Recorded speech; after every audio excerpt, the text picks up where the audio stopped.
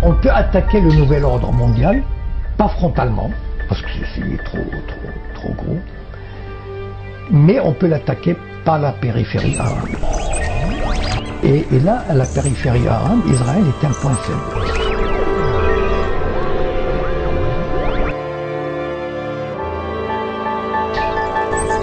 Les sionistes, ils viennent de créer une nation israélienne, c'est bon, d'accord. Si demain, ils n'en ont pas besoin, ils la laisseront tomber, ils refont autre chose ailleurs. Ils ont infiltré le judaïsme, comme ils sont en train d'infiltrer l'islam, parce qu'aujourd'hui, certaines pratiques ou certains groupes religieux musulmans, par exemple que je qualifierais de wahhabites, vont exactement dans le sens des sionistes.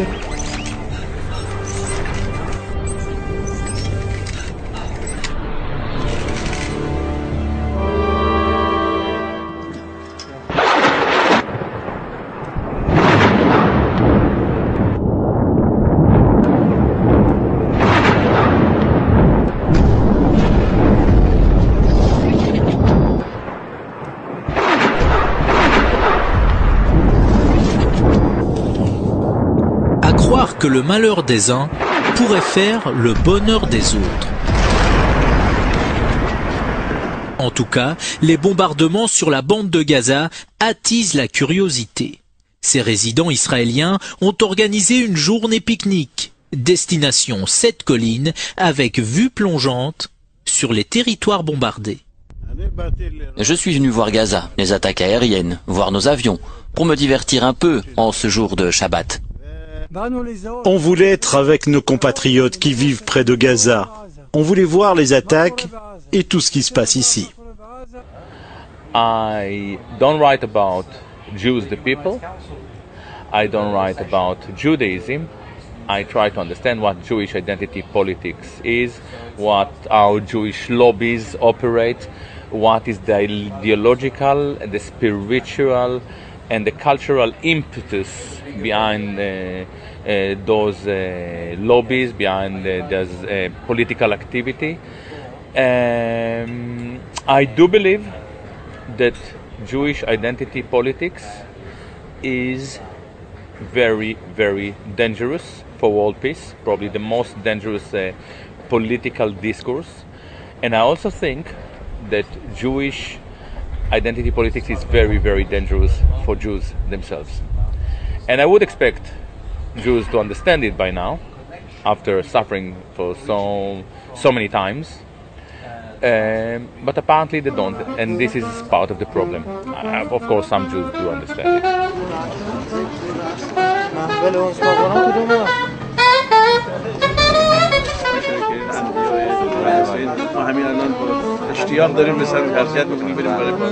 I and my colleagues are part of what we call authentic Orthodox Judaism, and we feel, more than we feel, we know that, as you mentioned earlier, Zionism is a danger. It's a danger for the world. It's a danger for the Jewish people.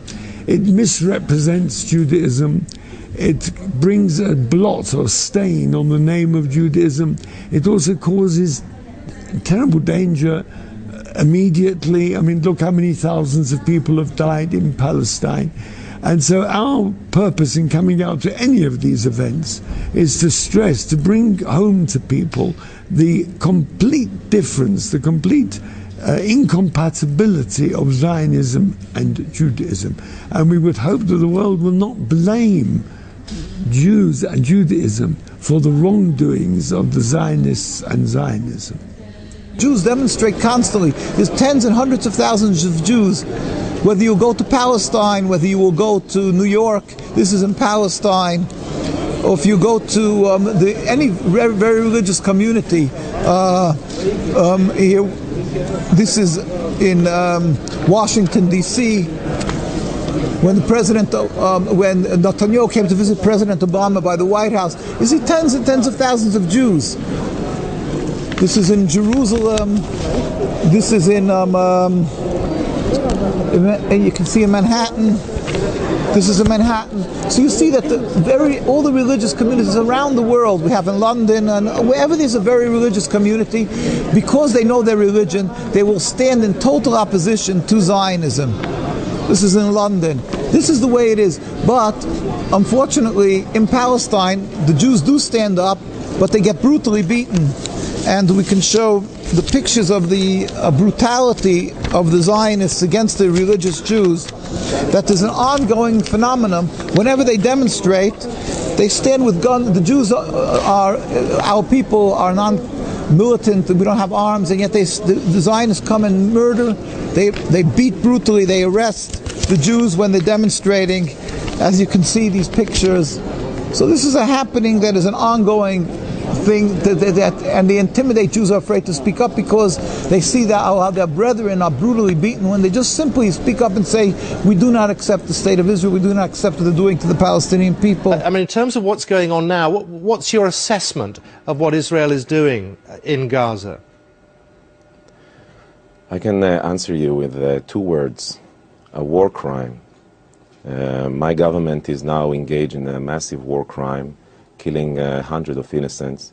It's not just a war crime against the Palestinians, it's a crime against the Israeli people. And on behalf of thousands of Israelis that are demonstrating right now in the streets of Tel Aviv, in Jerusalem, and in many other places, with Palestinians, with internationals, people from all kind of background and all parts of the Israeli society are completely ashamed and against this crazy assault.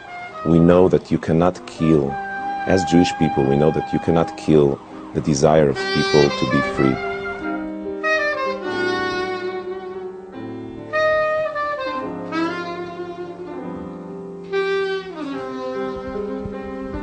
Est-ce que le sionisme est un des enjeux majeurs pour comprendre notre époque, ou est-ce une question secondaire? Ça dépend ce qu'on entend par le mot sionisme. Si les gens croient que le sionisme, c'est simplement le problème d'avoir un État illégitime qui occupe la Palestine, alors on pourrait dire, au fond, c'est vraiment un problème de la Palestine. Ça correspond, le reste du monde n'est pas concerné. Si on pense que c'est juste ça, voilà, bon, on peut avoir de la compassion pour les malheureuses victimes palestiniennes, mais on ne se sent pas concerné. Parce que c'est une question extérieure très loin. Voilà, oui. Ne pas concerner notre vie. Bon. Peut-être si on élargit un peu déjà la question en se disant oui, mais alors c'est curieux quand même parce que ce problème en Palestine devrait avoir une solution juridique, il y a un droit international, tout ça, et depuis plus de 60 ans, il y a un veto systématique à l'ONU dès qu'on aborde l'application du droit international à cet endroit-là. Ce qui fait que, en fait, les Palestiniens sont le seul peuple au monde qui ne peuvent avoir aucun espoir dans le droit international. On leur refuse l'application du droit international. Et dès lors, là, il y a quelque chose qui nous concerne tous, puisqu'il y a une zone de non-droit.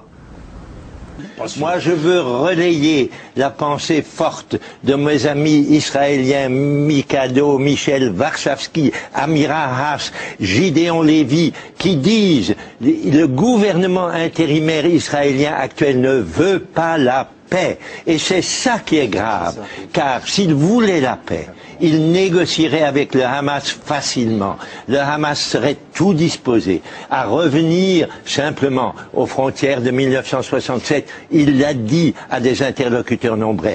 Mais les Israéliens n'ont pas d'intérêt réel pour la paix. Ils veulent garder les colonies, ils veulent garder l'occupation. C'est ça qui est contraire au droit international, aux conventions de Genève. Moi, je suis un défenseur acharné du droit international qui est bafoué par Israël, au point maintenant, après ce qui se passe à Gaza, de pouvoir être traité par des hauts fonctionnaires internationaux comme criminels de guerre. My philosophy is very simple. Israel is the Jewish state. It defines itself as the Jewish state. Its airplanes are decorated with Jewish symbols. Those airplanes throw bombs on Palestinians, innocent civilians. This means that we are entitled to ask, what does it mean? What is the Jewish state? What is Jewishness? What is Judaism? Who are the Jews?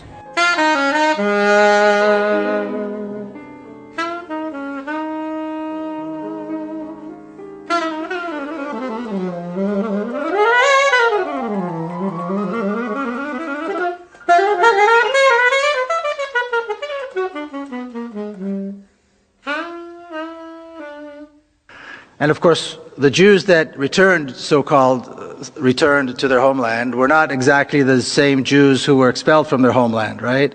Because these were expelled a couple of thousand years before that. These were not their descendants either, because this has been a very long time. So these are people, the people that actually came back, so to speak, are people that claim some kind of a heritage, some kind of a connection, a relationship to the ancient Hebrews. And they claimed that they had the right to return to their homeland, and this is what Zionism was about, and this was accepted by the world as the right. They had the right to return. Now, if we talk about the right of return of one nation, you'd expect that there would be, if we accept it as a principle, then you'd expect that we'd accept it in general, across the board.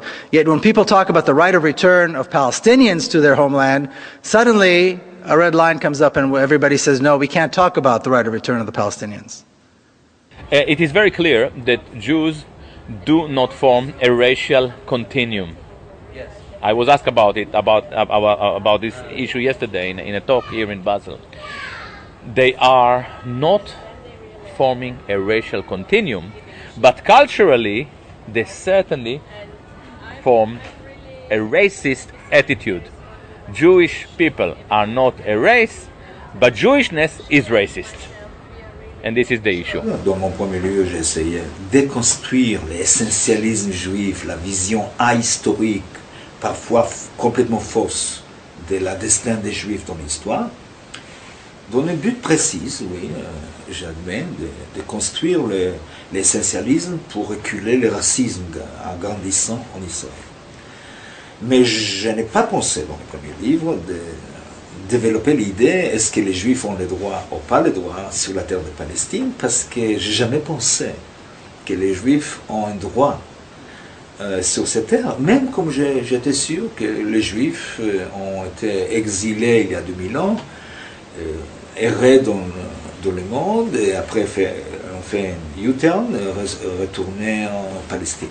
J'ai pensé, j'ai cru il y a 10 ans encore de cette mythe légendaire.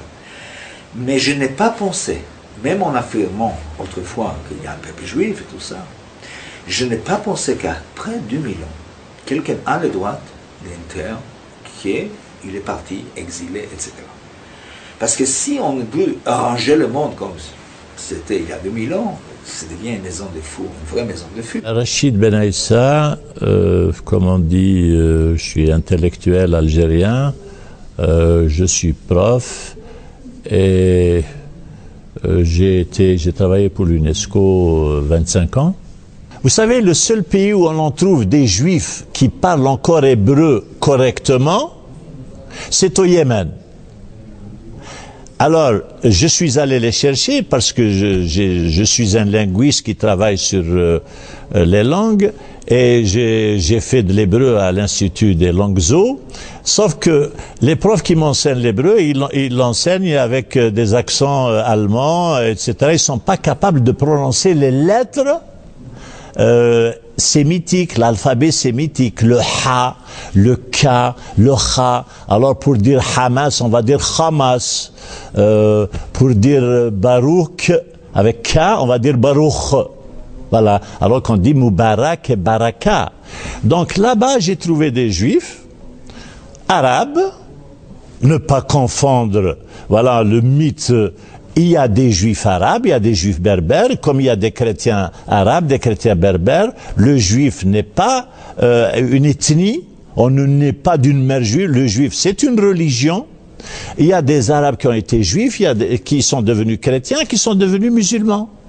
Et ces Arabes du Yémen, ces Arabes juifs du Yémen, Eh bien, je les ai rencontrés et je les ai entendus lire la Bible comme un vrai hébraïsant la lit, et c'était mon plus grand bonheur, surtout que j'ai rencontré des gens qui revenaient d'Israël et qui m'ont dit que Israël, il y a tout sauf du judaïsme. To play the groove. 5.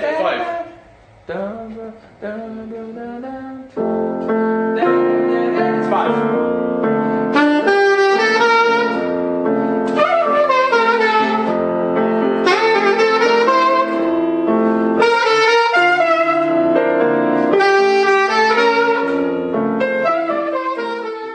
For sure, Jewish people is an invention. Shlomo Zahn would argue as well that French people are an invention. The German people are an invention, and it is not a secret. The Jews were inventing themselves as a nation in the light of other people. The difference between Jews as a people and other nations is that they for many years managed to celebrate the symptoms of this invention on the expense of other people.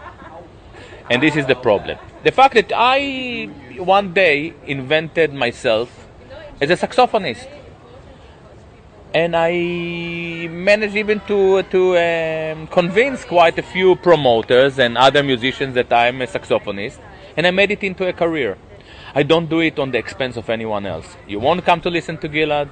Salam alaikum. You don't want? No problem.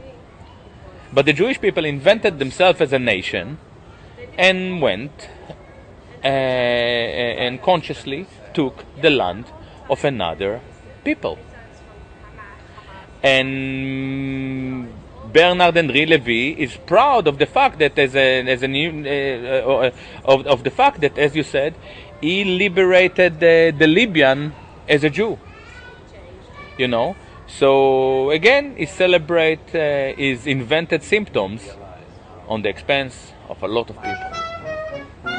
Vous rappelez d'ailleurs au long du livre que c'est comme juif que vous avez fait ce voyage en Libye. Ah oui. Ces voyages, cette saison en Libye, c'est comme français, comme écrivain et comme juif. Et quand je suis sur la place de Benghazi, je leur parle. Et je leur dis que je suis là comme... Ils me prennent tous pour l'ambassadeur de Sarkozy. Je leur dis, je suis pas ambassadeur, je suis même pas sarkozyste, je suis français et juif. Fils d'Israël. Vous représentez des tribus, moi je suis aussi le représentant d'une tribu. Vieille tribu. Ouais. Le fils d'une des plus anciennes tribus du monde. Alors Bernard-Henri Lévy, la tribu d'Israël. Et les types, mon cher Shlomo, m'applaudissent à ce moment-là.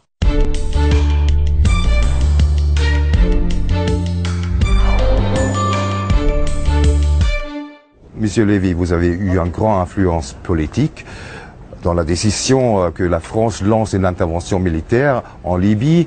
Si vous regardez comme les choses ont évolué, est-ce que vous pensez que cette intervention militaire était encore la bonne décision pour résoudre le conflit? J'ai un seul regret aujourd'hui, c'est pas d'avoir fait ce que j'ai fait pour Benghazi, c'est que personne ne le fasse pour Homs, que personne ne le fasse pour Deraa, que personne ne le fasse pour les villes syriennes massacrées. Le nom de Benghazi aujourd'hui, c'est Homs. Bernard-Henri Lévy, merci d'avoir répondu à mes questions. Merci. Dernière question, on sait que vous êtes très attaché à l'État d'Israël, à sa survie, à son existence et à sa vie dans la paix. Est-ce que ces bouleversements dans les révolutions arabes, et notamment en Libye, ne menacent pas la stabilité de l'État d'Israël? Attendez, je suis plus que très attaché, je suis inconditionnellement attaché à Israël. Je suis un ami inconditionnel d'Israël. Et c'est à ce titre que je vous dis qu'au contraire, ces printemps arabes, je pense que c'est bon pour Israël. I want to understand what Bernard Henri Lévy means by saying, I'm proud as a Jew. This is my right. It's not my right.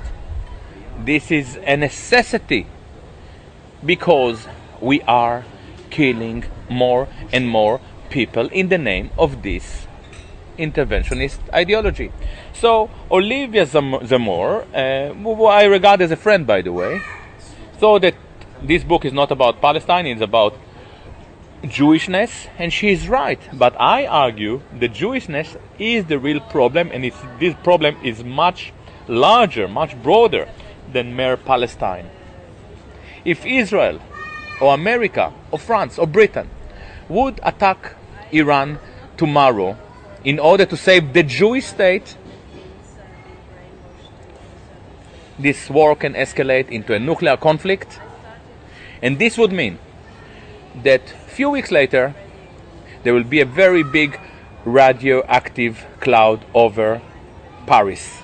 J'étais très impressionné par le développement de sa pensée sur le tribalisme. Voilà. Et ça m'a créé d'ailleurs quelques ennuis avec certains, par exemple l'Union des Juifs pour la paix, Dominique Vidal, qui pense le contraire, enfin qui pense que Gilad Atzmon dérive vers l'antisémitisme. Bon, moi je suis pas du tout d'accord. Donc l'idée du tribalisme a été très intéressante. Pour moi c'était vraiment une découverte, enfin la manière dont il l'avait exposé, développé, etc. Mais par contre, moi j'ai mis quelques réserves sur sa pensée, sur les juifs qui restent juifs tout en étant sionistes et qui, comment dire, maintiendraient une idée du suprémacisme. En fait, lui, ce qu'il voudrait, c'est que les juifs anti-sionistes ou critiques, il leur reproche de rester juifs. Bon, et moi, je m'élève contre cette prétention. Ne serait-ce que sur le plan personnel, moi je me considère comme un juif. Je suis né juif, j'ai été élevé comme un juif. Et dans une famille très traditionnelle, donc j'ai eu une culture juive très développée. Et je ne vois pas, je suis antisioniste, je ne participe pas au tribalisme, loin de là. Et je ne vois pas, ni comment d'ailleurs, abandonner mon identité juive. Je l'ai, c'est pas comme une chemise qu'on change. Et puis en même temps aussi l'autre critique que j'émettrais contre cette idée de Gilad Atzmon, c'est qu'il met tout le monde dans le même panier.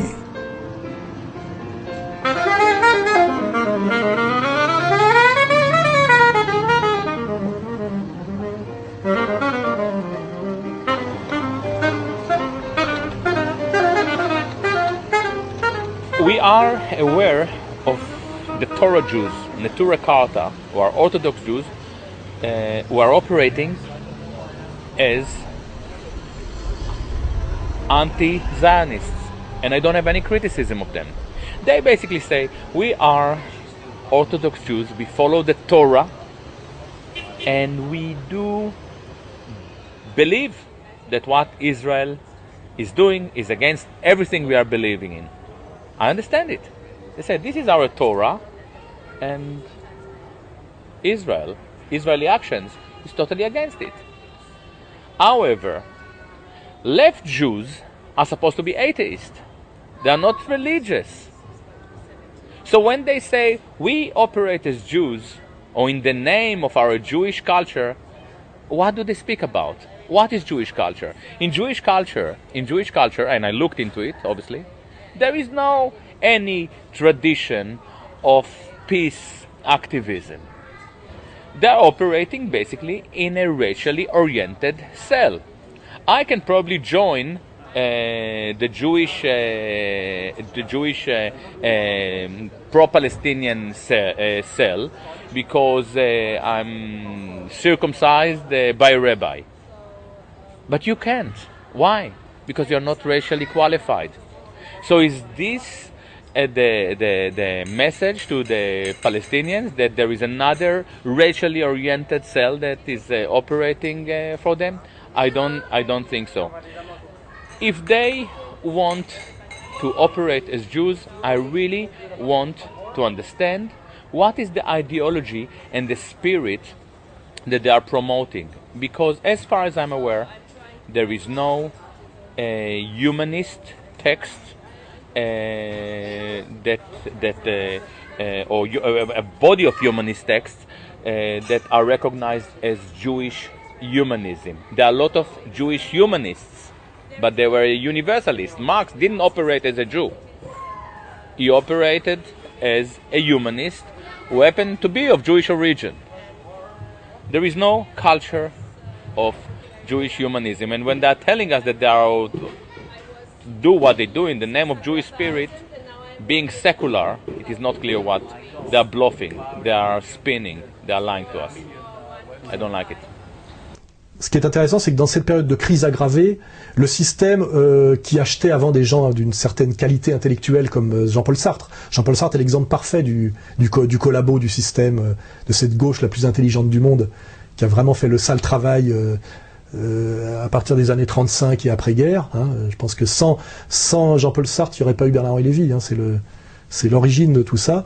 Mais on voit bien qu'aujourd'hui, on ne coopte plus des normaliens et des gens qui ont une œuvre, mais le fond du panier humain, quoi. Je veux dire, c'est-à-dire des Philippe Val, des Caroline Forest, ce qui veut dire qu'on est dans une période de crise aggravée, parce que le système qui est tout puissant en termes d'argent n'arrive à recruter comme capot que des gens d'une grande médiocrité intellectuelle, humaine, c'est une évidence, quoi. Caroline Forest, Bernard-Henri Lévy, Philippe Val, plus toute la clique de ce qui est devenu Libé, ce qui est devenu Charlie Hebdo, journal néo-conservateur dont le travail principal est de pousser à la violence contre le petit peuple musulman de France. C'est quand même incroyable comme retournement. Voilà, on en est là aujourd'hui, ce qui veut bien dire que on est dans une période de je sais pas comment on dit, de kairos, c'est-à-dire proche de l'éclatement, où les choses se voient parce qu'elles sont très radicales. Avec, au bout du bout, n'oublions pas, parce que c'est récent, la démission du pape. Ce qui veut bien dire que le trône de Pierre est vacant. C'est un symbole très très fort. Si on parle aujourd'hui de cette domination sioniste sur le monde, qui est une domination judéo-sioniste, c'est que le pape démissionne. C'est-à-dire qu'il ne peut plus faire son travail, il le reconnaît, et finalement il laisse le trône de Pierre vacant. C'est-à-dire qu'on est on donne raison aux CD vacantistes. C'est-à-dire que c'est effectivement ce qu'on appelle la destruction du 4e Empire qui arrive à son terme, c'est-à-dire l'effondrement, la mise à mort de Rome, c'est-à-dire de l'Occident helléno-chrétien et du catholicisme. Hein.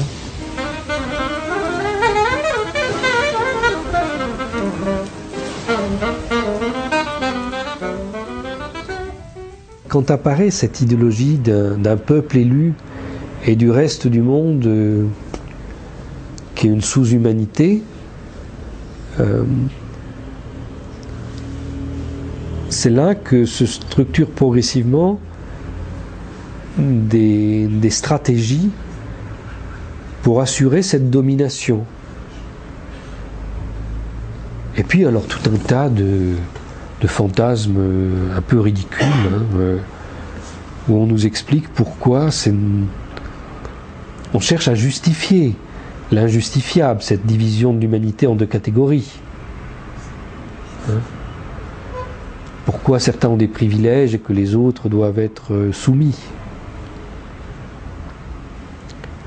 J'étais très surpris d'étudier là ce qu'ils avaient appelé le sommet de Jérusalem, où il y a quelques années, tous les néoconservateurs et des États-Unis, les grands dirigeants israéliens de tous partis confondus, tout ça, avaient fait une réunion politique, et évidemment pour justifier qu'il fallait leur donner de nouveaux moyens militaires et tout ça.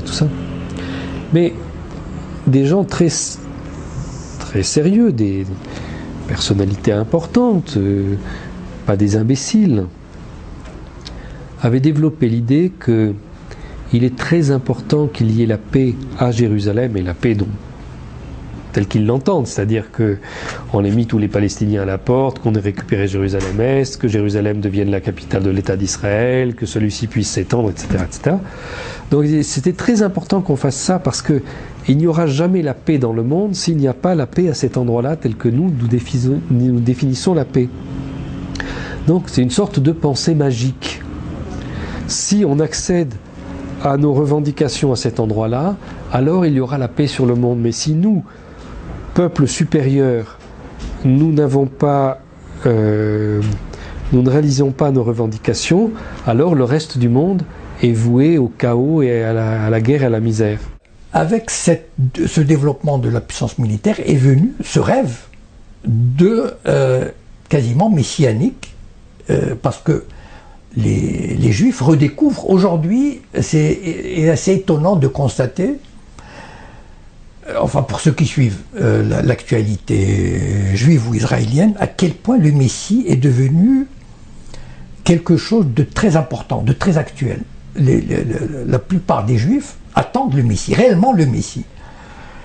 Et ce n'est plus le Messie comme... c'est plus exactement le Messie comme dans la Bible, ou comme dans la tradition plutôt, parce que la Bible n'en parle pas, mais dans la tradition orale. Mais c'est une espèce de place centrale d'Israël dans le monde, et d'ailleurs on parle de Jérusalem comme capitale mondiale. Ça fait partie du projet eschatologique, c'est-à-dire de faire de Jérusalem une ville internationale, mais évidemment dominée par Israël, enfin dominée par les Juifs, par le sionisme, mais qui serait reconnue comme telle, c'est-à-dire une espèce de capitale spirituelle. Et beaucoup parlent aussi d'Israël comme une nation qui éclaire le monde, comme une nation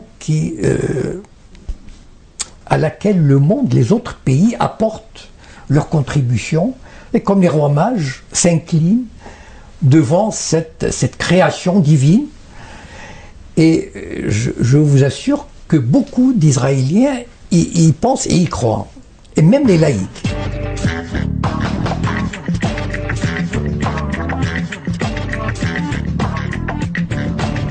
Dans la tradition juive, on dit beaucoup que la paix à Jérusalem est la condition de la venue du Messie. Le Messie arrivera par une certaine porte de la vieille ville, et il arrivera soit pour faire la paix, soit quand la paix soit faite. Donc, véritablement, il y a une dimension, en quelque sorte, utopiste, messianique ou utopiste, de Jérusalem comme lieu de la paix. En fait, les espoirs de paix dans cette région sont liés à ce qui se passera à Jérusalem même. On a souvent dit, par exemple, que le Liban serait le deuxième pays après l'Égypte à faire la paix.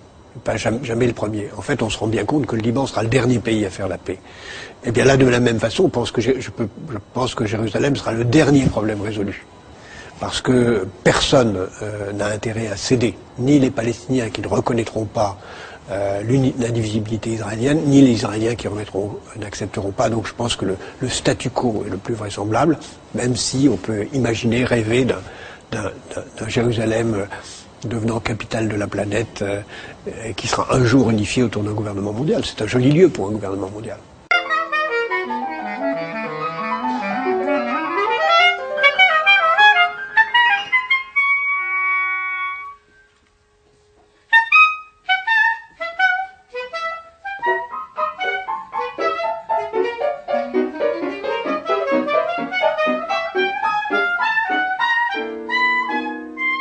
Mais voilà, il faut toujours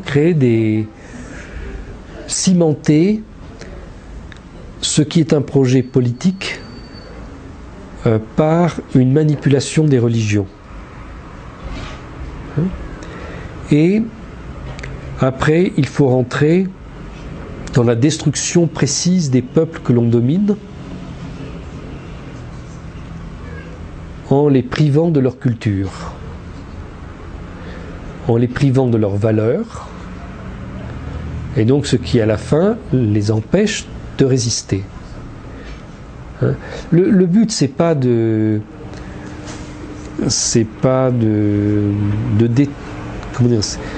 la destruction de ces cultures n'est pas un but en soi, c'est un moyen pour la domination. Le sionisme, disons, c'est l'expression d'une domination par un groupe. C'est-à-dire qu'il y a un groupe qui doit dominer la planète. Maintenant, ce groupe infiltre des religions, infiltre des idéologies. Là, visiblement, la religion qui est infiltrée par ces personnes, et je distingue bien le judaïsme de leur programme, ils ont infiltré le judaïsme, comme ils sont en train d'infiltrer l'islam, parce qu'aujourd'hui, certaines pratiques ou certains groupes religieux musulmans, par exemple, que je qualifierais de wahhabites, vont exactement dans le sens des sionistes qui ont infiltré le judaïsme. Comme ils vont dans le même sens que des sionistes qui ont infiltré le christianisme à travers de certains mouvements sionistes évangéliques. Donc, il y a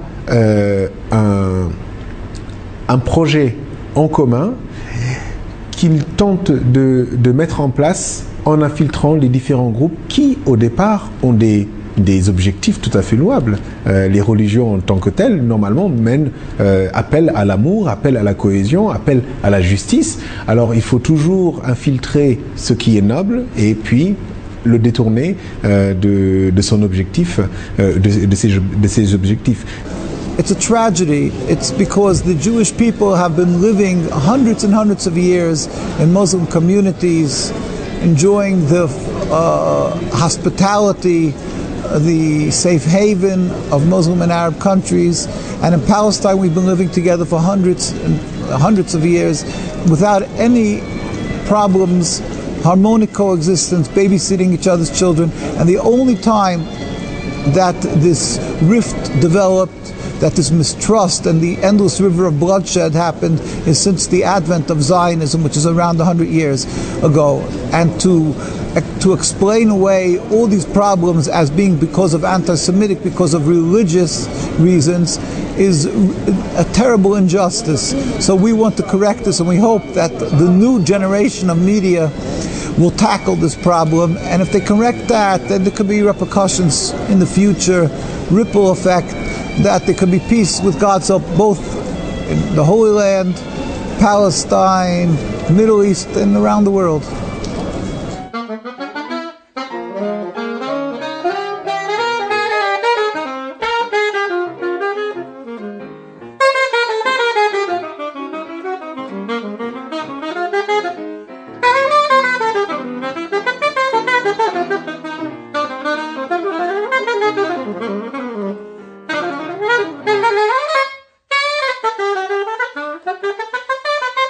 يحيى بركات مخرج سينمائي فلسطيني. حاليا أنا برأس جماعة السينما الفلسطينية، وبنفس الوقت أنا مستشار لهيئة الإذاعة والتلفزيون الفلسطيني. أيضا بدرس بجامعة القدس مواد عملية تصوير وفيلم وثائقي. أيضا يعني بنشوف بأنه في بداية بناء دولة إسرائيل الحركة الصهيونية افتعلت كثير من التفجيرات على سبيل المثال في مصر من أجل أن تدفع الشعب المصري والحكومة المصرية في ذلك الأوان لمهاجمة اليهود الموجودين أو لسجن بعض اليهود أو لاعتقال بعض اليهود من أجل أنهم يدفعوا أيضا اليهود الموجودين في مصر للهجرة لفلسطين. وهذا أيضا تكرر في أكثر من بلد عربي كان موجود فيه يهود، وكانوا اليهود عايشين بشكل كثير مسالم، وكانوا جزء من نسيج المجتمع في مصر أو نسيج المجتمع في ليبيا أو في اليمن أو في العراق. إلا أنهم الحركة الصهيونية افتعلت كثير من التفجيرات والقضايا اللي جعلت من هذه الأنظمة إنها تمارس نوع من أنواع الاضطهاد على اليهود، وهذا ساهم بأنه اليهود يغادروا هذه البلدان باتجاه فلسطين.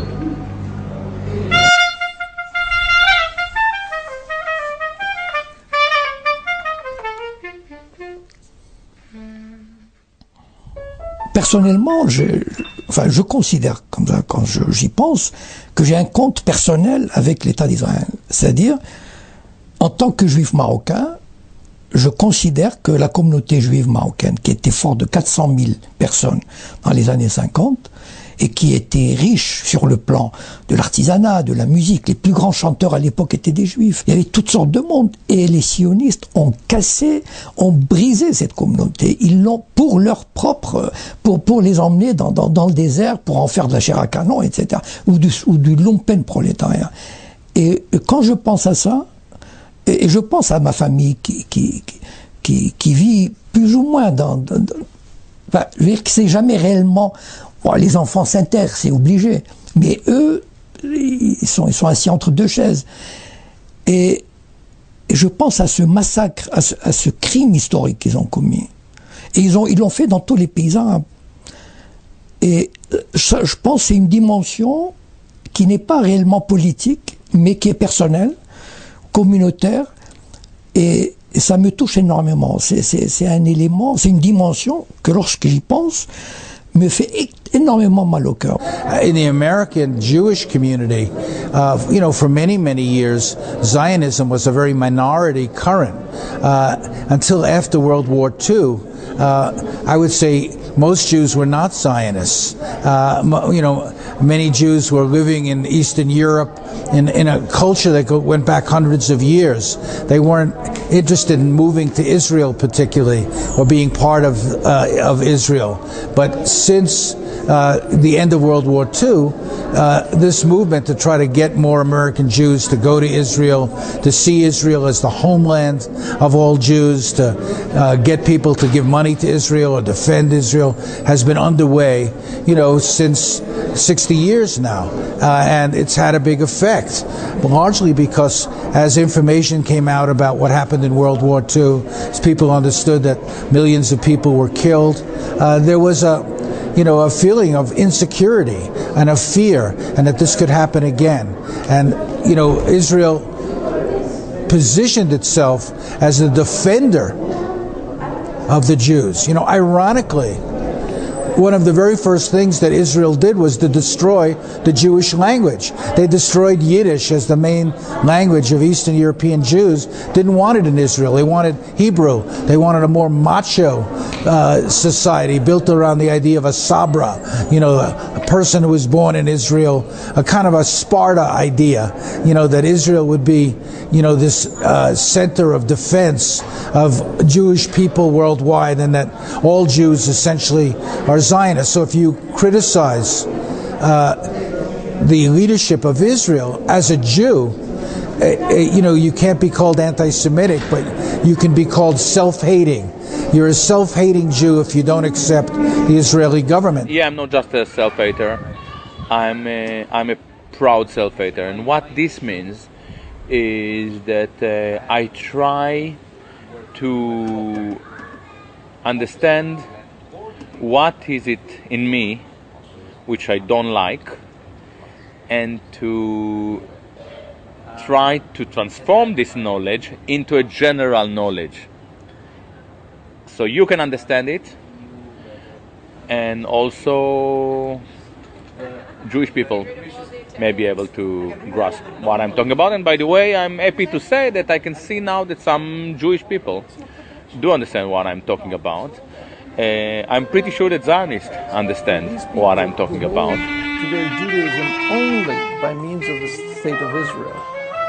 Of course, the subject should not even be discussed, because it questions whether in fact, like the protagonists of my book, that provokes remarkable hostility. I'm here today to defend Judaism and to oppose the Zionist state. That is the root cause of all the bloodshed and suffering. It's not what Jews want to hope for. They've just hijacked, as we said, and stolen the name of Jews, the Star of David, to be able to legitimize this base, evil, flawed political movement of making a state, and in order to gain support from the world, whether it's masses of Jews who are ignorant of the Torah, or whether it's evangelistic Christians. So they wave the Bible and say, see, God gave us this land. They wave the Bible as a deed to the right to the land, and then they point to the Palestinian people and they say, oh, the reason that they don't support us is because they're anti-Semitic. So even in that, beside the big lie that it's godly given to them now, is the double lie to say that the Palestinian people are opposed to it because they're anti-Semitic, when they simply want the rights to the land. Cet concept moderne de patrie n'a pas existé dans le judaïsme, c'est seulement invention du sionisme. Et d'ailleurs, plutôt, ça manque un peu dans mon premier livre, c'est invention des chrétiens. Surtout les protestants, et dans les protestants du courant puritain et évangéliste. C'est-à-dire l'idée que cette terre doit accueillir les juifs, cette terre doit être une patrie des juifs, c'est une idée chrétienne moderne et pas juif du tout. Les juifs ne voulaient pas émigrer, ils n'ont pas émigré de 2000 ans parce que c'était une terre sainte pour eux, pas une patrie, et même pas, et ça c'est important de souligner, pays de refuge. Parce que vivre pour un vrai juif sur cette terre, c'est beaucoup plus compliqué et douloureux que vivre en Pologne, vivre à Paris, etc. Parce que cette terre sainte, on ne peut pas les salir, on ne peut pas vraiment faire l'amour, par exemple, sur la terre sainte. Je vous assure que c'est dû être dans l'imaginaire juif assez compliqué. Le sionisme que nous connaissons aujourd'hui est la résultante d'une construction qui s'est faite sur 3 siècles. Donc, au début, il n'y avait que certains éléments de ce que nous avons maintenant. Progressivement, ils ont ajouté de nouveaux éléments, faire quelque chose de tout à fait cohérent, qui leur donne un certain nombre d'instruments pour ce projet de domination qui existe depuis le départ.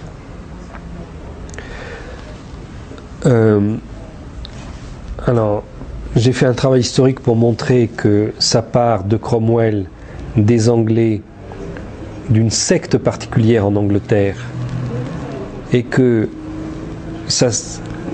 l'idée prévoit tout de suite d'inclure la diaspora juive dans ce projet, mais qu'elle ne s'y inclut que progressivement et sous certaines conditions. بالأساس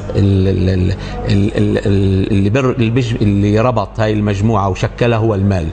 اللي بيسيطر على المال بيسيطر على العالم، ومن هذا المنطلق هم من بدأوا، وما بدأوش من أيام هرتزل، لا، الحركة الصهيونية بدأت من القرن بالضبط 17، وحتى في إلها جذور أقدم من ذلك، لأنه الحركة الصهيونية إجت نوع من أنواع المكمل للحركة الماسونية اللي بيعتبروها بأنها بدأت من أيام النبي سليمان، اللي هي حركة البنائين بسموها. وكيف بأنه هاي المجموعة كان بيناتهم رابط وكان بيناتهم إشارات تجمعهم من أجل بأنهم يسيطروا على العالم، لأنه اعتبروا أنه مفهوم البنائين اللي هم من عندهم قدرات هندسية، أنه هذا الرابط ممكن يخليهم هم من النخبة. ومن هون يعني الحركة الماسونية امتدت وتوزعت في كل العالم. فالحركة الصهيونية هي امتداد للماسونية، وأساس وجذر مفهومها المال، ومن خلال المال كيف يمكن أن تسيطر على السياسة وعلى الاقتصاد وعلى المجتمع. Ladies and gentlemen, the very word secrecy is repugnant in a free and open society. And we are, as a people, inherently and historically opposed to secret societies, to secret oaths, and to secret proceedings. We decided long ago that the dangers of excessive and unwarranted concealment of pertinent facts far outweighed the dangers which are cited to justify it. Even today, there is little value in opposing the threat of a closed society by imitating its arbitrary restrictions. Even today, there is little value in ensuring the survival of our nation if our traditions do not survive with it. And there is very grave danger that an announced need for increased security will be seized upon by those anxious to expand its meaning to the very limits of official censorship and concealment. Y a-t-il un lien entre le sionisme et la franc-maçonnerie?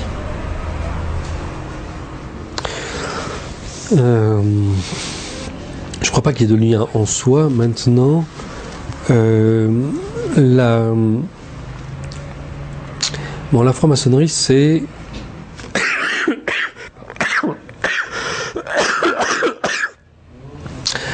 la franc-maçonnerie, c'est une structure qui est à la fois porteuse d'une certaine idéologie et en même temps qui a une caractéristique de clandestinité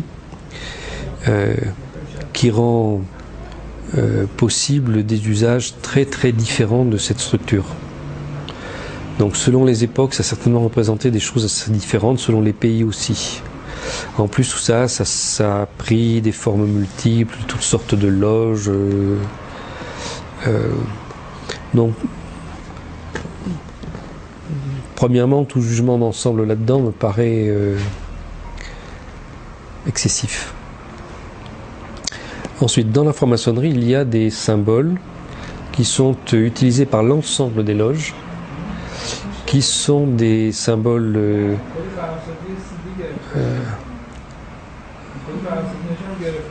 d'origine juive, alors plus ou moins reliés à la Bible, mais pas nécessairement. Et il y a évidemment quelque chose de très troublant dans l'usage du mythe de Hiram, l'architecte du temple de Salomon, et le fait que les francs-maçons se proclament ceux qui sont en train de reconstruire le temple de Salomon. Bon, peut-être que ça a des sens très différents pour les gens, hein. Il y a des gens, c'est peut-être quelque chose purement symbolique, on va reconstruire le lieu de l'adoration et de la connaissance. Mais il est assez évident que au XXIe siècle, et quand on sait tout ce qui s'est placé sur l'esplanade des mosquées, tout ce qui tourne autour de cette idée de la reconstruction matérielle du temple de Salomon, l'usage de ces symboles est quelque peu problématique.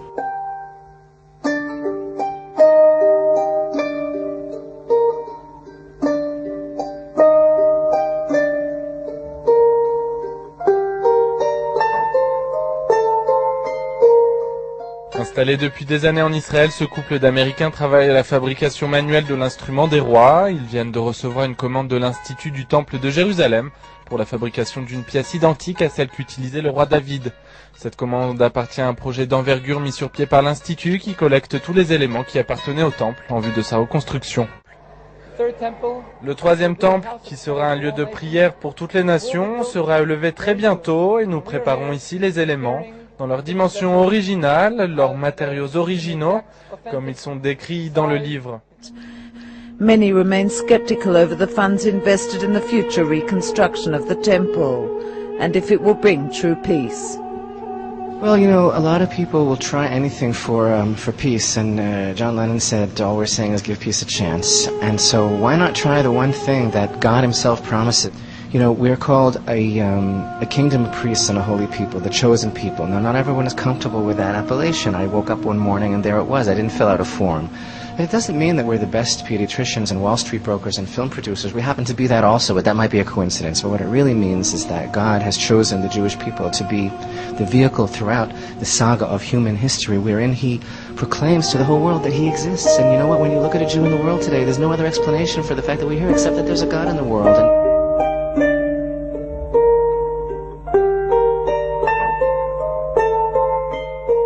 Comment ça fonctionne ce système? Votre livre décrit les rapports entre la franc-maçonnerie, le sionisme et le gouvernement mondial. Bon, oui. Tout d'abord décrit dans mon livre Le Nouvel Ordre Mondial, c'est la maçonnerie, pas du point de vue du son historique, de logique, comment fonctionne le fonctionnement, mais plutôt son commencement. Parce que la maçonnerie, ça prend son nom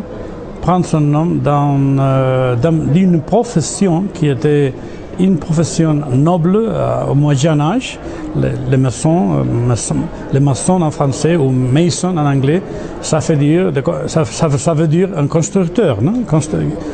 Les personnes qui ont construit la plupart des grandes cathédrales à l'ouest, à l'ouest. Alors, mais il y a à partir d'un moment, 1650, ça a devenu différent. Et l'origine a été en Angleterre quand Lord Cromwell a pris la décision d'éliminer son roi. Pour là, il avait besoin des armées. Et pour avoir ces armées, il a emprunté d'argent des juifs banquiers hollandais qui lui ont donné l'argent, il a gagné, tout ça, et alors il a invité ces juifs banquiers hollandais à s'installer en Angleterre. I think what's interesting about Cromwell is once again the Venetian influence. Cromwell is somebody who comes from East Anglia. It's a part of England where the Venetian influence was strong, and we find people in Cromwell's personal entourage who are Venetian origin or strong Venetian connections. I think Sir Horatio Pallavicini can be considered one of these. Cromwell, in my view, acts as a Venetian puppet. Now, it's also true. He brings in, I think it's Ben Manasseh. He allows Jews to return to England for after a period of several centuries when they were not there. But Cromwell is the founder of the British Empire in the sense that his genocides in Ireland are one side of it. He's also the creator of the English Mediterranean Squadron, keeping English warships in the Mediterranean permanently. That's really where the empire begins. He does it under Venetian influence.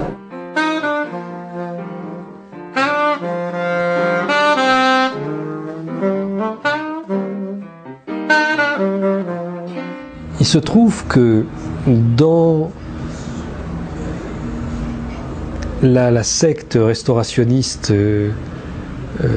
dont faisait partie Cromwell et dans certains courants à l'intérieur du judaïsme, il y a des points communs très forts qui ont fait que ces gens-là ils pouvaient bien s'entendre et qui pouvaient concevoir un système où il y a des gens qui sont des élus et puis les autres qui sont rien et qu'on peut exploiter sans avoir de mauvaise conscience, puis qui sont rien, ils sont des sous-hommes, quoi.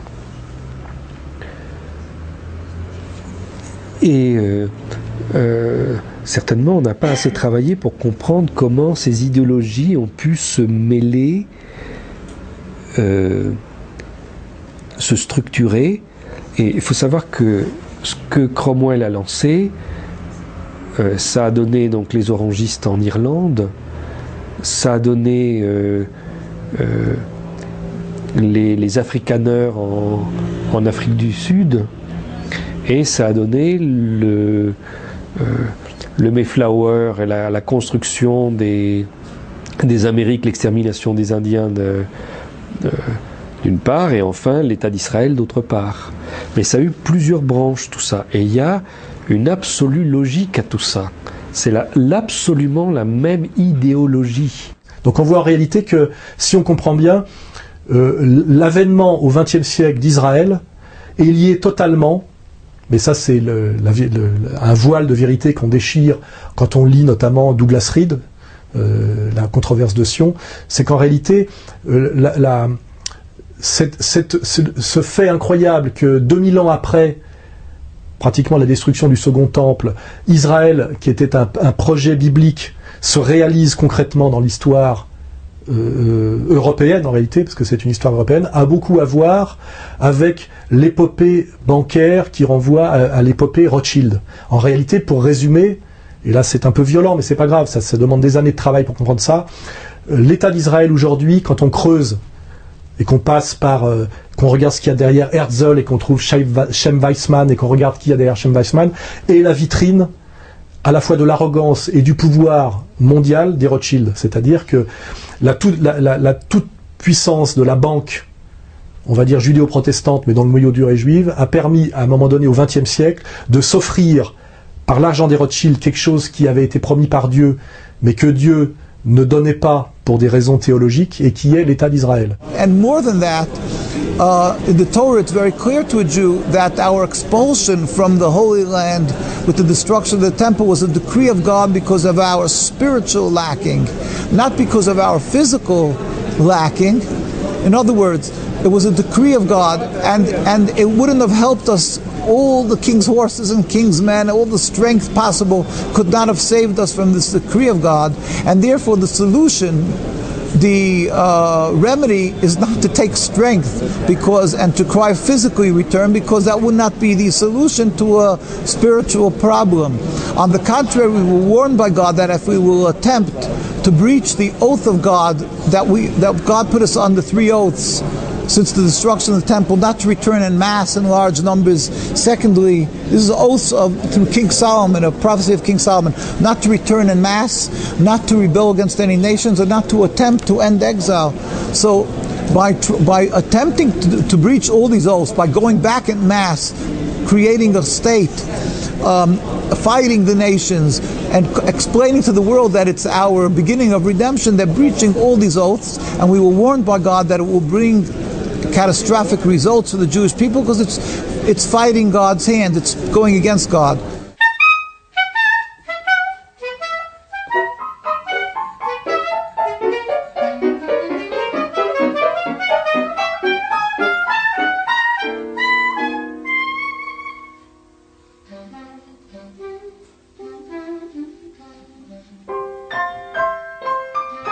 Quel est le mode opératoire du sionisme tel que tu l'as redéfini, c'est-à-dire pas seulement une idéologie nationaliste, mais une idéologie de domination. Quel est son mode opératoire? C'est pas du tout une idéologie nationaliste. Une illusion, ça. Les sionistes, ils viennent de créer une nation israélienne, tout ça, bon, d'accord. Si demain, ils n'en ont pas besoin, ils la laisseront tomber, ils referont autre chose ailleurs. Il n'y a aucun nationalisme dans le sionisme. C'est une idée élitiste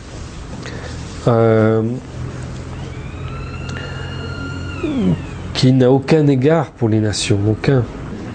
La création du sionisme le sionisme en tant que tel n'est pas forcément lié à l'État d'Israël. Ce nom sioniste, effectivement, est lié à l'État d'Israël, mais l'idéologie et la domination que ça représente est beaucoup plus ancienne. Aujourd'hui, son expression est le sionisme. Et la domination a toujours besoin d'un territoire, à partir duquel un territoire, disons, qui est un peu hors la loi. Un peu hors la loi, un peu hors de la logique de cohésion qu'il peut y avoir entre les hommes. La domination a besoin d'un îlot à partir duquel il va pouvoir gérer et pouvoir toujours se replier et espérer se replier en cas de problème. Israël a été créé en ce sens-là, sauf que cette fois-ci, on a réussi à joindre une idéologie de domination avec une religion, en exploitant et en infiltrant une religion, parce que les premiers endroits auxquels avaient pensé les sionistes étaient par exemple l'Ouganda. Et l'Ouganda ne répond pas forcément à une logique religieuse de rétablissement du peuple d'Israël sur sa terre, sa première terre. Non. Sauf qu'après la Seconde Guerre mondiale, même avant, parce que la déclaration Balfour et même bien avant, on avait déjà cette idée d'utiliser cette motivation religieuse pour amener les Juifs à adhérer à ce projet. L'idée principale,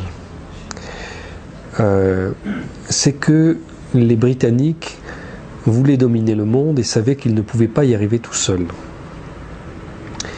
Ils avaient besoin de têtes de pont.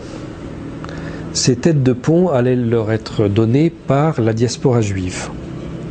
Ils avaient aussi besoin d'une sorte d'île des pirates, un endroit où il n'y aurait pas de loi, mais qui serait un État et qui permettrait donc de faire un certain nombre de mauvais coups sans que l'Angleterre soit responsable. Donc au lieu de l'île dans les Caraïbes, là, c'est ce qui va devenir l'État d'Israël. C'est un endroit où il n'y a pas de loi, on fait ce qu'on veut, et on a une réserve militaire et un système financier qui permettent de faire d'étendre cette puissance britannique.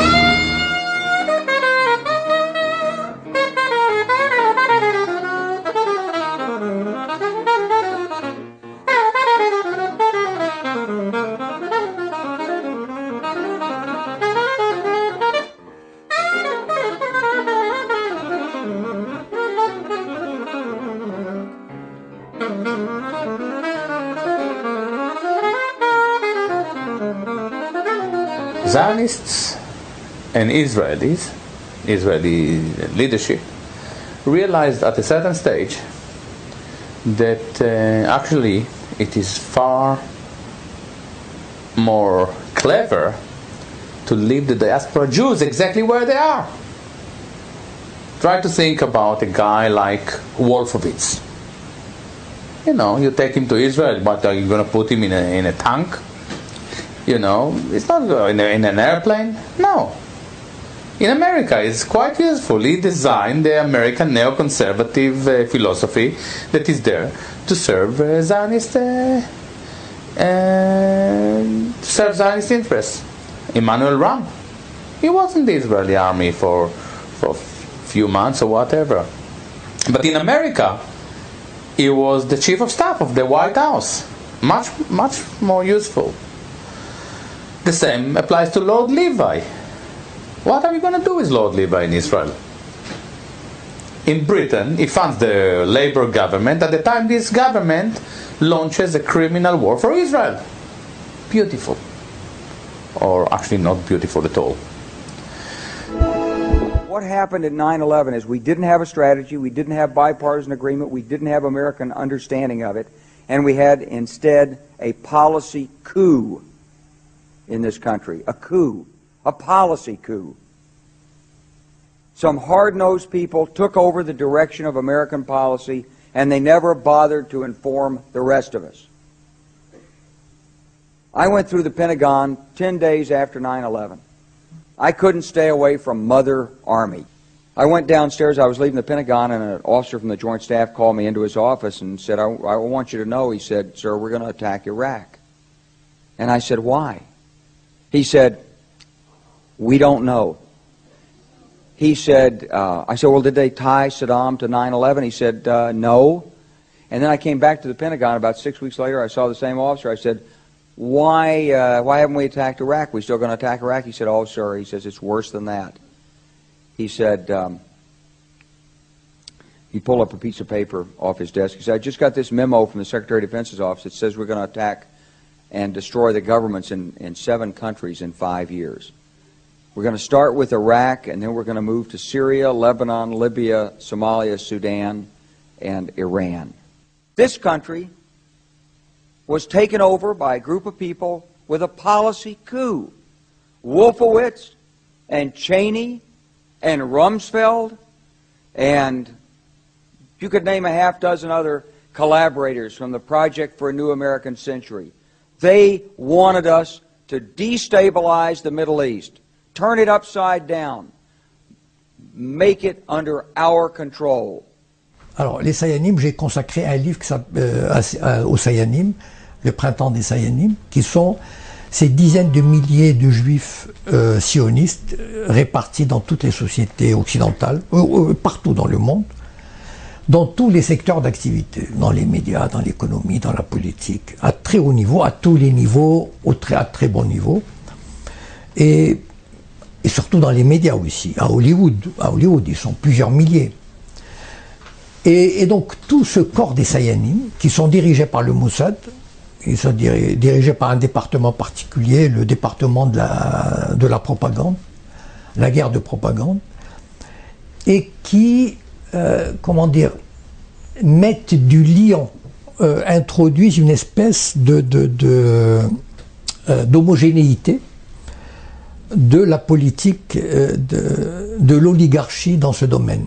C'est-à-dire que, par exemple, ils peuvent lancer des campagnes pour interdire le Hamas, ou pour Gilad Shalit, ou pour mener une guerre contre la Syrie, enfin, ou contre l'Irak. Et donc, tous ces Sayanim introduisent, développent une pratique, une homogénéisation des politiques américaines, françaises, etc., et qui permettent justement de créer ce lien très serré entre le sionisme, entre Israël et l'oligarchie, enfin, occidentale, c'est l'oligarchie. Et donc, par exemple, tous ces think tanks, par exemple, qui permettent comment dire, cette espèce d'imprégnation de l'idéologie sioniste, cette imprégnation de pratiquement tous les tissus universitaires, médiatiques, économiques, culturels. Et c'est là où le sionisme joue un rôle essentiel dans cette oligarchie.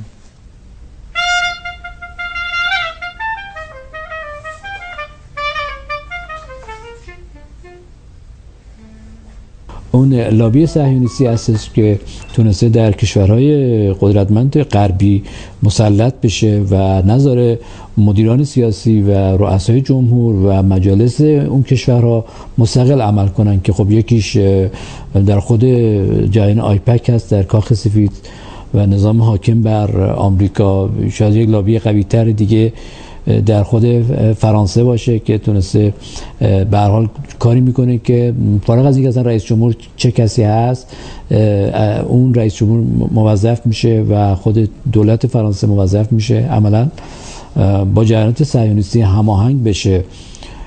خب قوانینی که اونجا حاکم میشه که اصلا نمیشه علیه صهیونیست حرف زد، نمیشه در واقع با از نظر تحقیقاتی و دانشگاهی علیه جنوساید و مثلا موضوعی به اسم قتل عام در آشویتس به تحقیق پرداخت و در اون تردید کرد و تشکیک کرد. به نظر میرسه که بله اون قدرت اصلی صهیونیست قدرتی است که در نظام حاکم بر آمریکا و بعضی از دول اروپایی بخصوص فرانسه تونسته مسلط بشه و بازار صنعت، بازار سرمایه و بازار طب رو عملا در اختیار خودشون قرار گرفتن و دارن به این شکل در دنیا مدیریت میکنن. Ce que je pense du sionisme, c'est tout simplement, je n'ai même pas à penser, je lis une étude américaine faite par deux grands universitaires, deux professeurs qui enseignent dans les universités les plus cotées en Amérique, Jewish Lobby, vous allez sur Google, et la conclusion de cette étude, c'est que Jewish Lobby en Amérique, AIPAC, ne défend pas les intérêts de l'Amérique, il défend les intérêts d'Israël.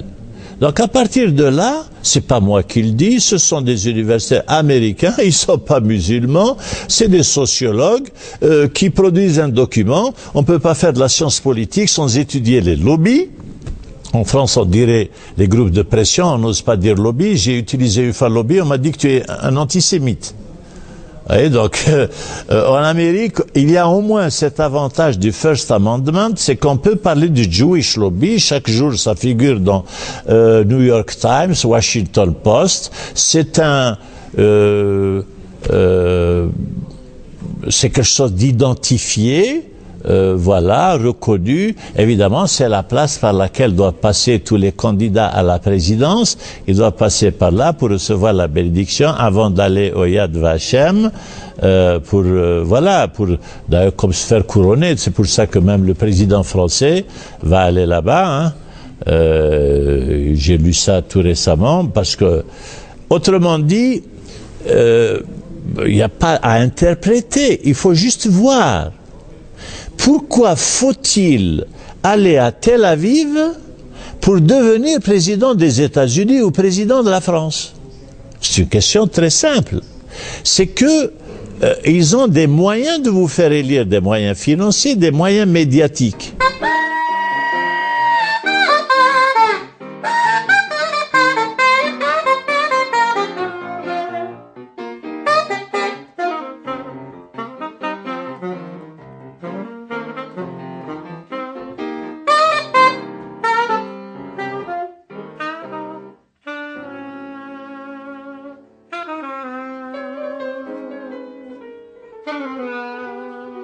Within the last 3 decades, we see a serious transformation, a clear transformation, and actually we witness a very close affiliation between Israeli governments and the global Jewish lobby. In America it is called AIPAC, in Britain it is called CFI, and before we had LFI. In France we have CRIF, and basically in every influential country in the West we have devoted Zionist Jews who spend a bit of money, not a lot, because Western politicians are not very expensive. They're definitely cheaper than tanks. They spend some of their money buying European, Western politicians and make them into Israeli Sabbath-going.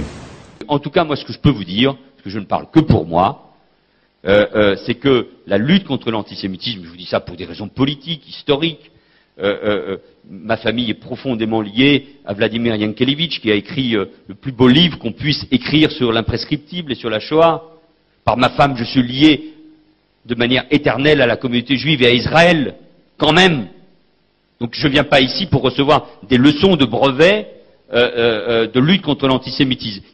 Ce soir, moi, j'avais le bureau politique de mon parti. Et Xavier Bertrand m'a dit, mais tu t'en vas. On parle des retraites, c'est important. Et je lui ai fait passer un papier en disant, pour moi, Israël, c'est plus important que les retraites.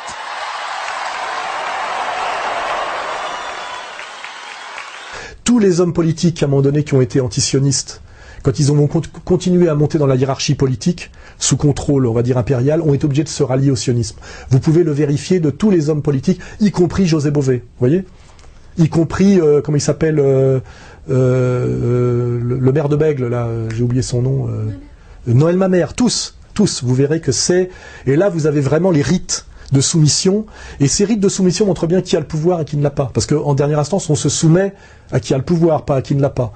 Et donc vous voyez bien que le pouvoir est bien bancaire et sioniste, et quand vous dites qu'il est bancaire et sioniste, vous voyez bien que finalement le sionisme n'est jamais que la vitrine du pouvoir bancaire, ce qui veut bien dire que ce pouvoir bancaire n'est pas seulement la logique du capital et la dérive du capital, mais aussi une vision en dernière instance religieuse d'une élite, d'une élite qui en dernière instance a une vision théologique et téléologique, et qui renvoie beaucoup, comment dirais-je, à la vision prophétique et messianique de ce qu'on appelle les Lévites, et qui renvoie aussi à la passion du Christ et à ce que Jésus-Christ a bien montré du doigt, notamment tel que le raconte Matthieu dans les évangiles, quand il a chassé les marchands du temple, et qu'il a bien, comment dirais-je, séparé la vraie religion de la religion dévoyée, devenue mammonique et satanique, en montrant du doigt ceux qui l'ont mis à mort, et qui continuent à le mettre à mort jour après jour, qui est le Sanhédrin.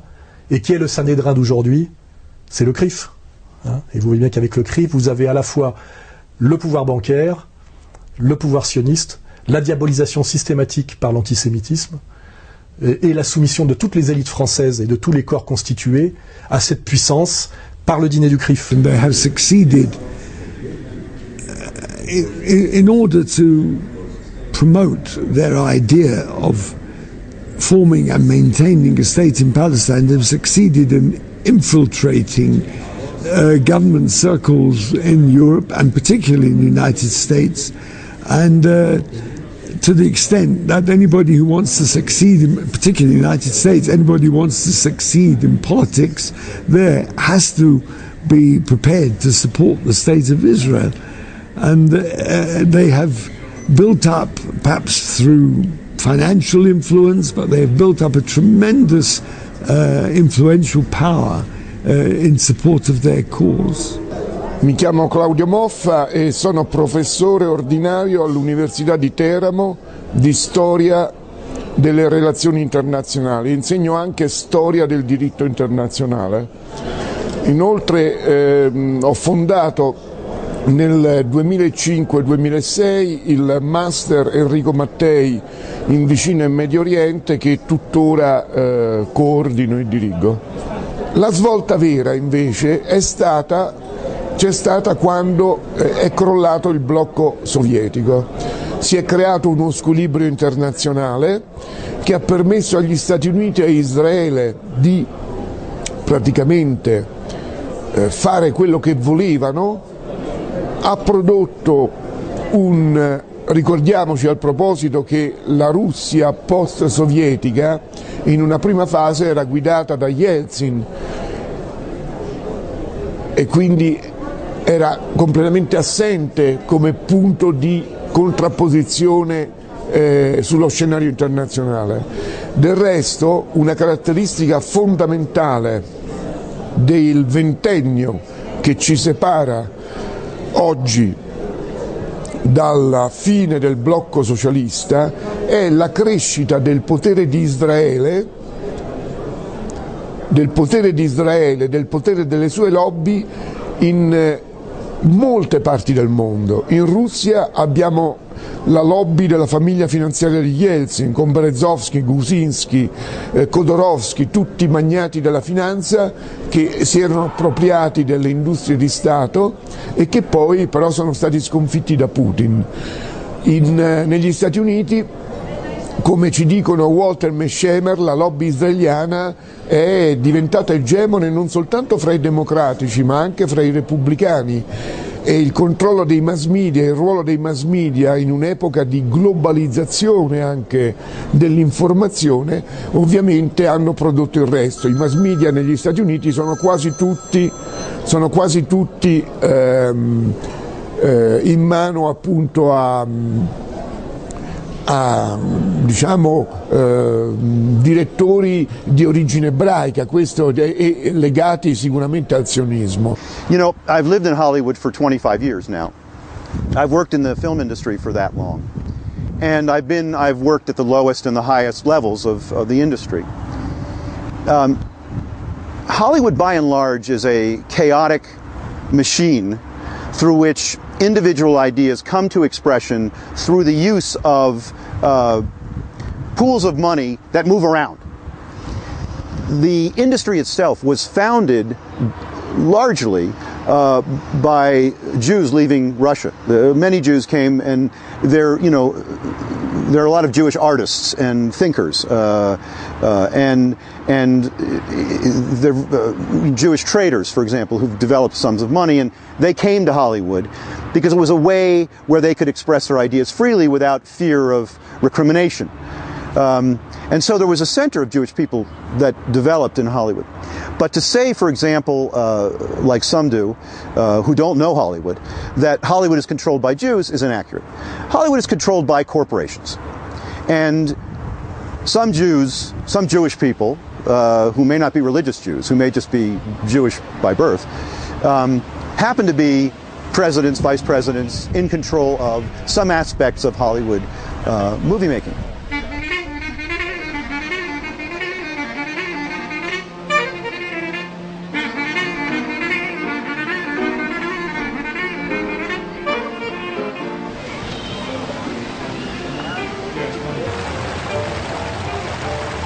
Il y a eu, il y a quelques années, la publication de 2 livres sur The Pentagon New Map.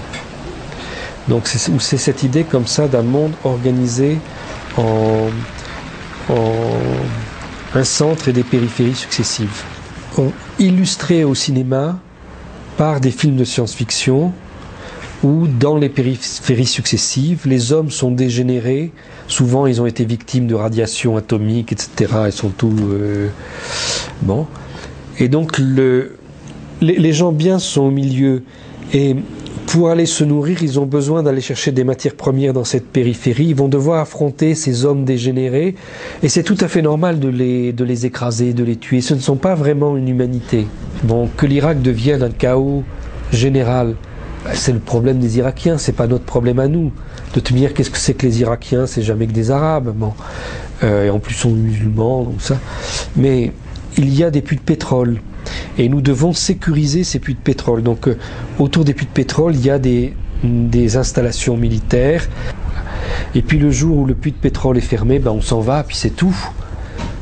Les indigènes, les sauvages, ils restent dans leurs problèmes, ça ne nous regarde pas.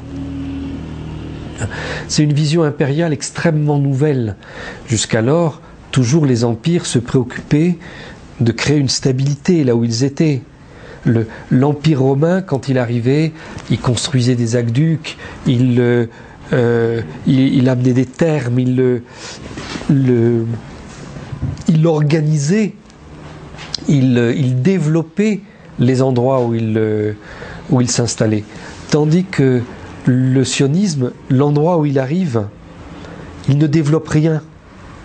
Il détruit, il pille, il s'en va. jamais le sionisme n'a laissé derrière lui un grand monument. Jamais. C'est quelque chose sans aucune contrepartie. Et il n'y a pas de contrepartie parce qu'il y a un peuple élu et une sous-humanité. Donc, impérialo-sioniste, il y a de plus en plus de gens qui révisent l'analyse consistant à dire qu'Israël, c'est un instrument d'Amérique. De plus en plus de gens se rendent compte que, en réalité, l'Amérique est... Obama ne peut rien dire contre. Il répète chaque fois que je ne sais pas qui garantit qui. Israel's security is sacrosanct. It is non-negotiable. And Jerusalem will remain the capital of Israel, and it must remain undivided. There's no country on earth that would tolerate missiles raining down on its citizens from outside its borders. So we are fully supportive of Israel's right to defend itself from missiles landing on people's homes and workplaces and potentially killing civilians. And we will continue to support Israel's right to defend itself.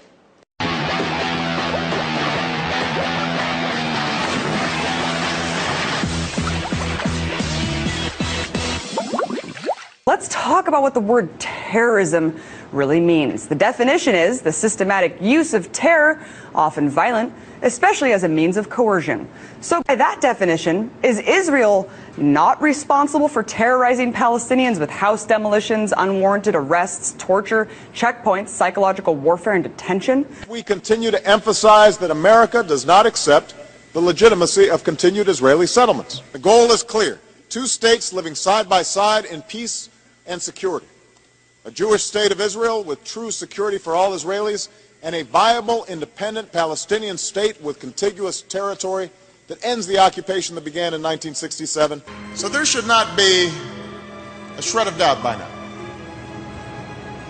The chips are down. I have Israel's back. Aujourd'hui, on monte en pointe le lobby comme l'IPAC, etc. Mais si réellement l'intérêt américain, petit à petit, va dériver, ils trouveront toujours le moyen de se débarrasser d'Israël, pas encore.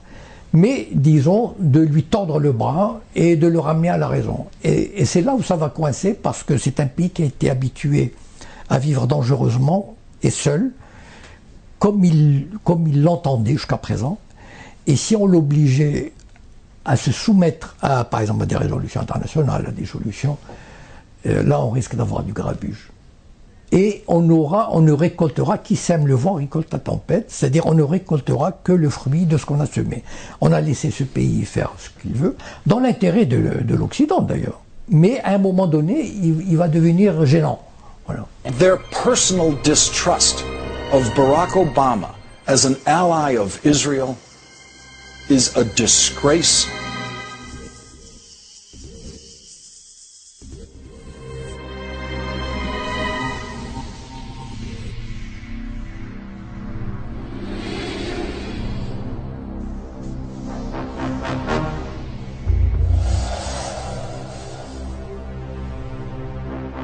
Il y a eu beaucoup d'arguments ces dernières années sur qui dirige qui, Israël, les États-Unis. Merci. Israël ou les États-Unis. Que penses-tu de cette querelle universitaire? C'est un très faux problème. C'est complètement faux. Parce que simplement, la Grande-Bretagne, les États-Unis et Israël ne sont pas trois choses distinctes. Il y a tellement de choses communes à tout ça, ils se sont construits les uns avec les autres. Pour répondre à la question qui dirige des trois, il faudrait qu'on puisse séparer les trois. Mais la vraie question, elle n'est pas là. Elle est que le sionisme, c'est un élément commun aux trois, mais ça n'est qu'un élément à l'intérieur des trois. C'est-à-dire que, en même temps, partout, il y a des éléments qui ne sont pas sionistes. Donc, le problème, c'est pas de savoir si le centre est à la City, à Wall Street ou à Tel Aviv, qui gouverne Détroit.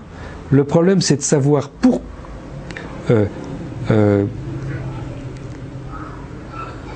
à quel moment les sionistes sont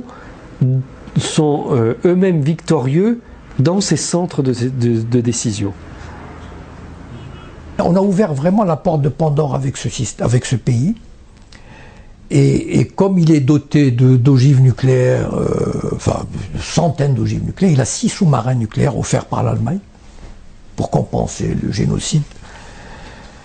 Et donc qui peuvent se balader en Méditerranée, en mer Rouge, partout.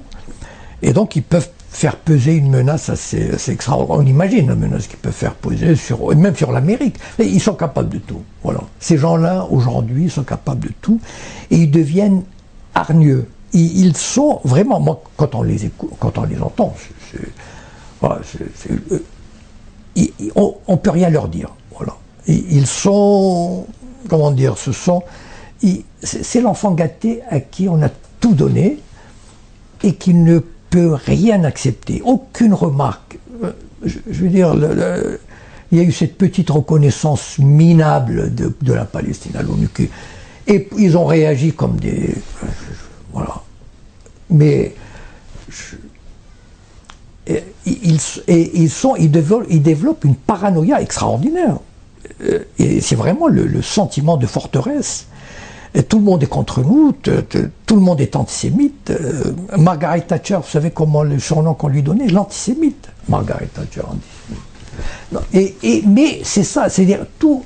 Il faut voir ce qu'on dit, même François Hollande, même Sarkozy, il ne leur plaît pas à 100%. Il n'y a aucun dirigeant qui leur plaît à 100%. En fait, ce qu'ils voudraient, c'est quasiment quelqu'un qui dise amen à tout ce qu'ils font.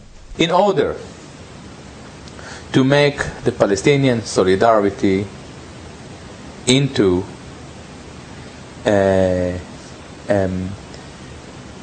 vivid discourse, we should address the problem. The problem is not merely political. The problem is the Jewish state. We are dealing with the Jewish state. We are dealing with Jewish ideology. We are dealing with Jewish lobbies globally, all over the world. And then the Palestinians are just part of this conflict. As a matter of fact, they're just in the forefront, unfortunately. I'm very sorry for them. They are in the forefront of a very big battle. Et dans ce projet de domination, il y a un aspect qui est que pour dominer, il faut aussi diviser les hommes et leur enlever leur âme. Donc il y a vraiment une idée de destruction des cultures, des valeurs qui sont différentes d'un endroit à l'autre, mais d'une déshumanisation extrêmement organisée et profonde des sociétés. De destruction des tissus sociaux. C'est le seul projet de domination qui est allé aussi loin. C'est un projet de domination dans lequel on considère toujours que les ennemis ne sont pas les États, les ennemis ne sont pas les gouvernements, les ennemis ce sont les peuples. C'est fondamental comme idée dans ce projet.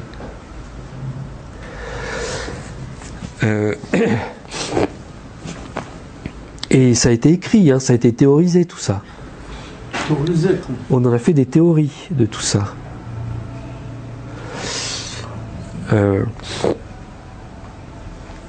Donc la résistance, elle passe aussi par la reconstruction des cultures, par la reconstruction des tissus sociaux. Et là, il ne faut absolument pas rentrer dans les impasses morales dans lesquelles on s'est mis, parce que en Europe, on a une vision morale de tout ça, de bien et de mal, de la faute à un tel, de la faute à machin. Le problème n'est pas de savoir qui a commis une erreur. Le problème n'est pas de savoir si c'est la faute des uns ou la faute des autres. Le problème, c'est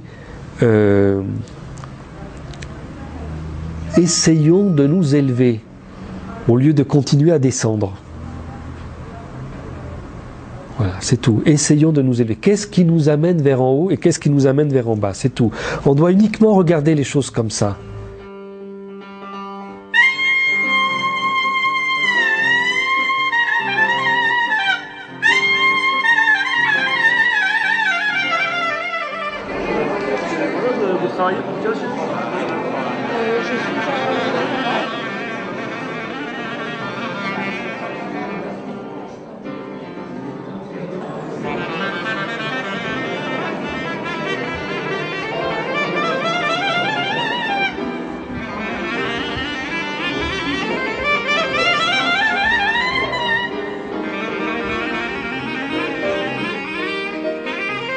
The movement also communicated through its own media. It didn't mistake